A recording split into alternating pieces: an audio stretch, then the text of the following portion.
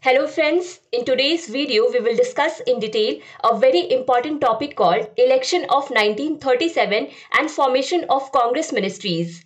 What happened was that all the three roundtable conferences took place between 1930 and 1932. Combining all the recommendations made in these three roundtable conferences, a white paper was published in March 1933. A lot of discussions took place in the British Parliament on this white paper. Many debates took place, and after this whole process in 1935, on the basis of all this, Government of India Act 1935 was introduced. The most important thing about Government of India Act 1935 was that this act had made all Indian provinces autonomous. That is, Act of 1935 had introduced provincial autonomy in the country for the first time. And now the government in each province would be elected on the basis of elections. At that time, there were 11 provinces in total, which are highlighted in this map with light blue color. 1937 elections were held in these 11 provinces. In the rest of the light brown region, these elections were not held, and that is because all these were princely states. So now we will see which were these 11 provinces and what were their names.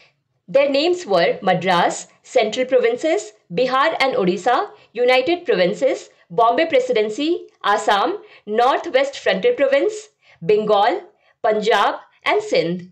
In these 11 provinces, in total 1585 seats, when elections were announced in the year 1936, out of these 1585 seats, 482 seats were reserved for Muslim candidates. That is, only Muslim candidates could stand on these seats. Muslim League had already fielded its candidates on all these seats. Along with this, Congress was also not far behind. Congress also fielded its 58 Muslim candidates on reserved seats. Now that was about leaders, but who will vote for these leaders? That is, let's talk about voters too. Basically, before 1935, very limited people used to have the right to vote. But now after the Act of 1935, around 3 crore people were given voting rights, which was 14% of the total population. So these elections started with great enthusiasm. The result of these elections was also declared in February 1937. Congress had registered a huge victory in these elections by winning total 707 seats out of 1585 seats. So Congress was on number 1 and All India Muslim League came on number 2, which won total 106 seats. But here it was the saddest thing for the Muslim League, because out of 482 seats which were reserved for Muslims, Muslim League won only 106 seats. In fact, on 26 Muslim reserved seats, the Muslim candidates of Congress had badly defeated the candidates of Muslim League. Now, because even in Muslim majority areas, if Muslim League candidates could not win, then it was clear that Muslim League did not represent Muslim population in any sense as claimed by Muslim League leaders. And on the other hand, Congress won more than 50% seats in Central Province, Bihar, Odisha, Madras and United Provinces. Means Congress got absolute majority in these 5 provinces. So Congress had to form its own ministries here.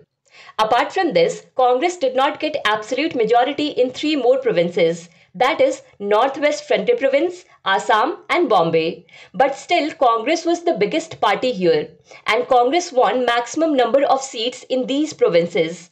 And only 5 to 6 seats were falling short to form the government. That is why they formed a coalition government in these areas with the help of local parties and leaders. That is, a coalition government was formed. In addition, in Punjab, the Muslim League and Sikandar Hayat Khan's Unionist Party formed a coalition government.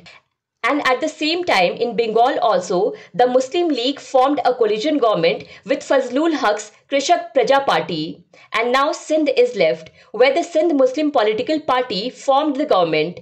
A significant point in these elections was that B.R. Ambedkar's Independent Labour Party contested 17 seats in Bombay, out of which they won 14 seats. So this is a very important point. However, because there were total 175 seats in Bombay Presidency, you cannot form a government with 14 seats. So Congress formed the government here, and that too in alliance. So ultimately, after 1937 elections, Congress formed its government in 8 out of 11 provinces. Now the government has been formed and the people had high expectations from the Congress ministries. As soon as the Congress formed the government, it started increasing civil liberties, passed many legislations related to land reforms, industry reforms, and social reforms. For example, in Odisha, United Provinces, Bengal, and other places where Congress ministries were there, tenancy bills were introduced so that the lives of the peasants who used to work on others' land could be improved. We will discuss these bills in detail in part 2 of this video. So it was 28 months since Congress ministries were formed. The year was 1939. Even after all the efforts of Congress, many sections of India were not happy with the work of Congress, especially Dalits, farmers, peasants, and labor class working in industries. And along with this, All India Muslim League could not digest the defeat of elections. So they also formed a committee named Pirpur Committee. This committee prepared a report in which they told that Congress favors Hindi and Hindus, and along with this, it suppresses Muslims. So here they started inciting Muslims against Hindus.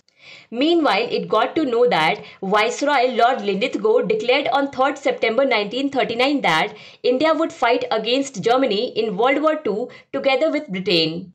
Congress strongly objected to it, that now we are in the government, they would have asked us once. Along with this, the Congress also put forward a demand that, okay, that you have taken this decision, but we will cooperate with you only when you promise that after the end of the war, you will give us freedom. Lord Linlithgow said, see, whether I'll give freedom or not, I cannot say. And what is there to flare up so much? But now I'll not change the decision that I have taken. So the Congress ministry also responded well. On 22nd October 1939, all the Congress ministers gave their resignations. The notes of this video are available on bookstawa.com website. You will find the link in the description. Videos are available on Bookstawa channel on many topics of history. You can watch them too. If you like this video, then do not forget to press like button, share this video with your friends and subscribe to Bookstawa channel to keep watching more such videos. Thank you so much for watching Bookstawa.